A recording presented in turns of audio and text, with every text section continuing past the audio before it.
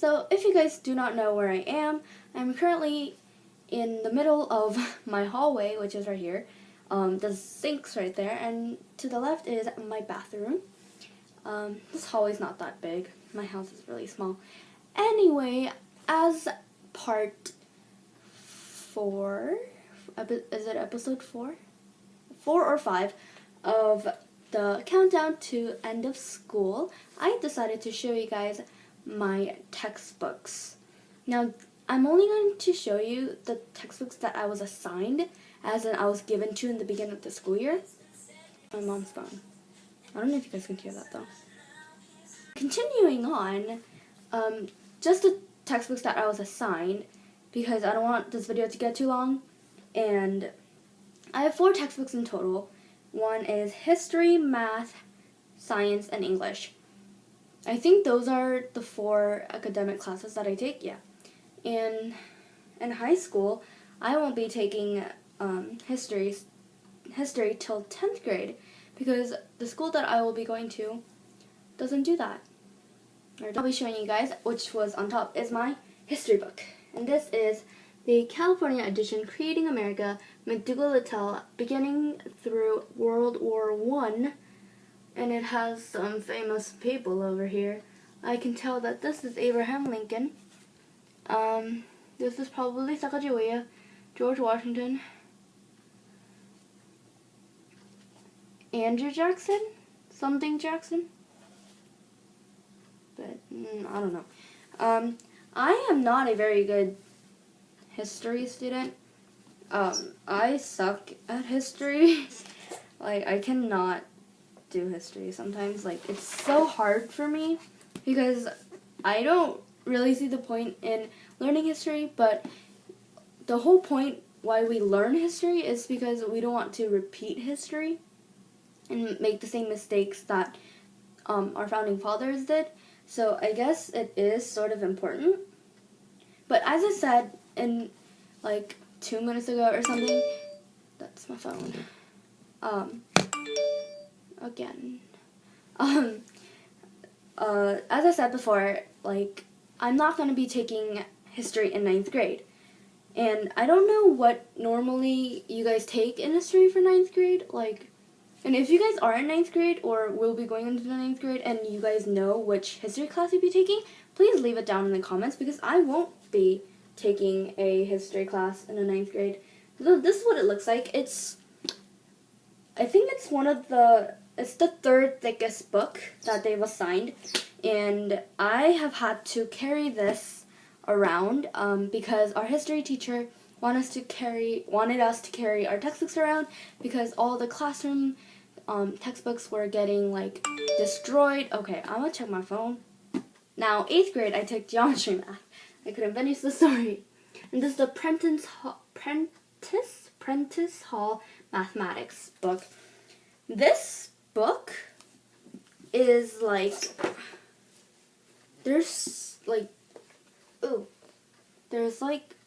a lot of math in here. I don't know how I got geometry.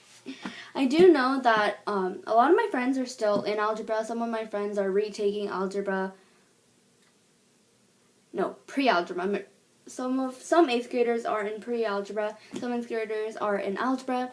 There's plenty of 8th graders in geometry, and there are, I think, 3 8th graders taking algebra 2 because they passed the first algebra test that we took at the beginning of 6th grade, and they're pretty smart. And so they are in algebra 2. I will be taking algebra 2 next year, which is 9th grade, but I'm not too sure about that, because I also checked off, like, you could like check which classes you want to take between regular and honors. And so I just got a new text message. And so there was honors algebra 2 AB, and it's a STAR course, which means it's a very fast-paced and very high-leveled course. And because I got an A in geometry, I am eligible to go into that course. And I did check that off, but I also checked off algebra 2. just in case, because that course is a year and a semester. And so I wasn't too sure if I wanted to take that class. So I just let the office people decide for me and, just check both of them. But, what you will learn in geometry, I personally love geometry more than I love algebra, because geometry is basically shapes. And you do need a little bit of algebra in there. But it's basically, you're just classifying, finding out like the shapes and lines. There are a lot of lines, and different types of lines. And basically, if you just flip through, as you can see I'm doing, there's basically like shapes in every single page. Every single page I flip to, there will be at least 2 to 3 shapes. The third book is the thinnest book, yet my most hated book, because it is science, and 8th grade is physical science. This is the Holt, California Physical Science textbook. And this is fairly thin. If you guys can tell, it is fairly thin. I am not a science person. I was going to say science geek, but then I'm not even near the level of being good at science, right? I mean, I do the work, and I guess that does earn me, points, but if you ask me just out of the blue, a science question, I cannot answer that for you. Kinetic friction acts on a baseball player sliding into first base. Will the player's velocity change? Explain your answer in the terms of unbalanced forces.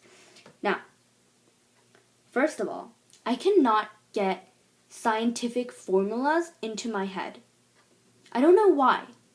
I just don't know why, but I can get math formulas into my head, just like that. But science? No. No. I don't know. I don't know why. It's just, I don't know. Maybe my brain just hates science. Maybe I'm allergic to science. I thought that I used to be allergic to textbooks when I was a bit younger, because every time I would grab a textbook from my school, and of course they're pretty dusty. I mean, they've been sitting in a closet for 3 months, during the summer, and I used to always cough and sneeze. And then I always thought that I'd be allergic to textbooks and lots of words. But that makes me sound really stupid, and I am not, by the way. I don't have anything that I'm, really allergic to. Okay, chemical bonding. Chemical bonding is the joining of atoms to form new substances. Okay, that's fairly simple, right? But then you have, a whole entire section or chapter on how they join and form and how the new substances come out. Okay, by the way, another text message. Oh, this is so, no. I am sorry, but they should make, a math textbook or a history textbook or even the English textbook skinny. Not this. I want to learn science, sort of. I want to be understanding science, sort of. And so I wouldn't mind carrying this and half of it. That is my science story, people. Last textbook, and the most thickest textbook, but surprisingly not the heaviest textbook, is my English textbook. This, I am not sure if it is a California, but I think it is. It is. Wow, I'm stupid. It says it right here. Okay, and this is the McDougall-Littell, the Language of Literature. And it's McDougall-Littell, California, Reading and Language Arts Program. And this is standard-based, if you could see that. And it's got Paul Revere, or at least what's rumored to be Paul Revere.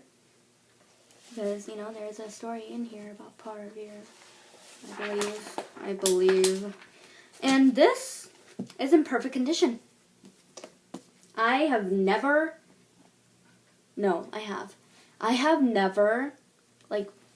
really looked at like a bunch of pages in here. This is like the most times I've been looking at this. This book has basically been in the corners, gathering the dust. You know, hope you guys enjoyed this quite chatty video. I didn't even explain that much about my classes, but I just have a whole bunch of stuff what I was talking about, because if you probably guys don't know this, but my mom was just in here like watching some stuff, and I was on the phone like trying to like text my friend because we're planning to go somewhere. And so I do not remember where I left off, but thank you guys so much for watching. I remember saying that it was a very chatty video, and that I remember saying that I didn't even talk about my classes and what I learned there that much. But yeah, I had a lot of problems this year with like Common Core, first of all, like school, just in general, like teachers, and like, okay, what is my mom doing? Okay, bye guys, just because my mom is being like so loud right now.